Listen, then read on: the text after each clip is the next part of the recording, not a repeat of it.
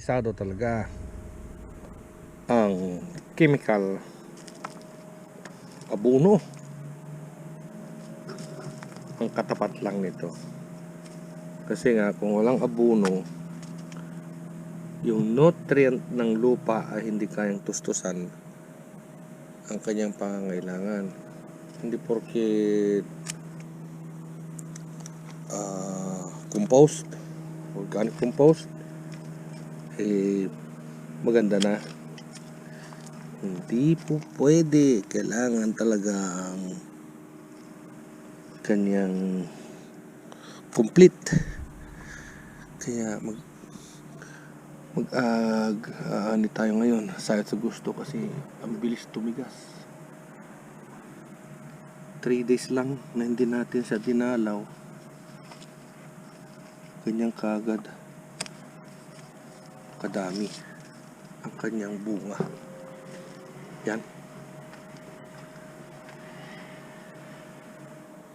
ma-high blood ka talaga sa dami nito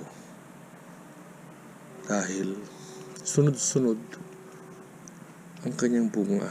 Ubusan na ako tuloy ng anong pangluto ko, anong iluluto ko dito.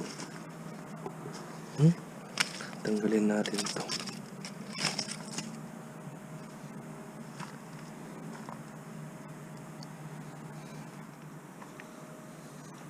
Masarap magtanim, lalo na kung may benta. Pero mas masarap ang magbigay ng libre. Hindi ka na tawar-tawaran. Buisik ko tawad-tawad na pa lang. Bagay lang na. Ni, 3 nga. Malaki oh. Oo.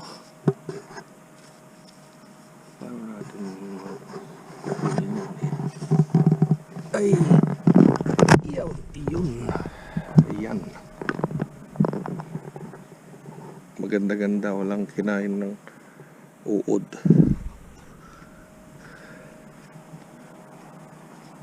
Pa isa-isa. Pero pag inipon mo, nangyari ito, isang sardinas na yan. Tapos ito naman pang display. Okay.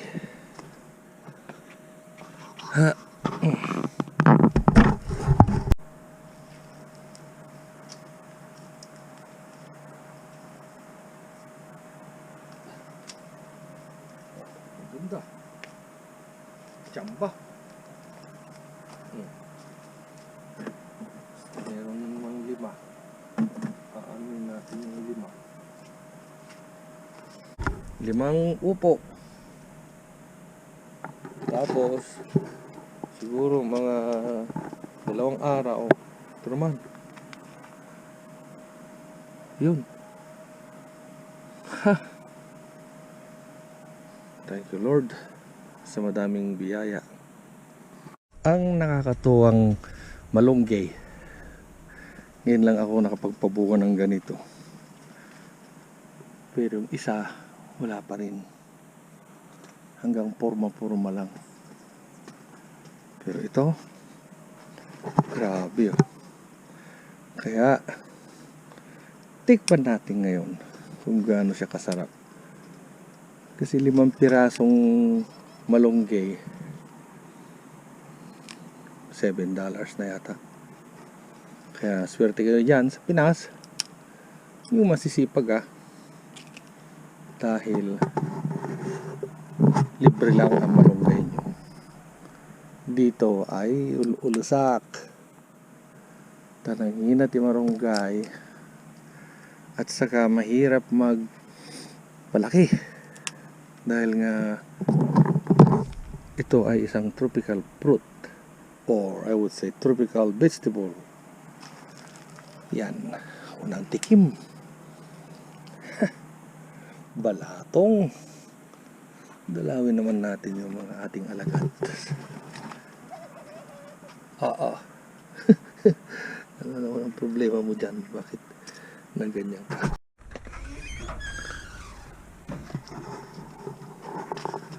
Talagang diskumpiyado si Swing. Sabi sa iyo, Paano ko maniniwala dyan na hindi ka nasingitan? Ay, yabang mo. Umalis ka lang eh. Ang kulay na ng isang anak mo ay kulay brown. Tapos yung isa may lahi. Tapos yung anak ni Lady Diwata, malaki na rin. Problema, dumadami. Oops. Ay, nako. Medyo umiingay. Ayan o, pure white. Ang anak ni Lady Diwata. Mabilis lumaki kasi dalawa yung nagpapakain sa kanya. Tsaka siya lang mag-isa. Wak. Wak. Ha? Diskumpiyado nga. Mas malaki yung white o orange kasi yung itim. Kasi yung tatay nung itim native. Ano? Sino sa inyo? Ah, ikaw ang babae. Ikaw ang lalaki. Oh, parehas lang. Hay! Masarap sana kung madami. Kaso, ay nako. Ano? Sawong tayo.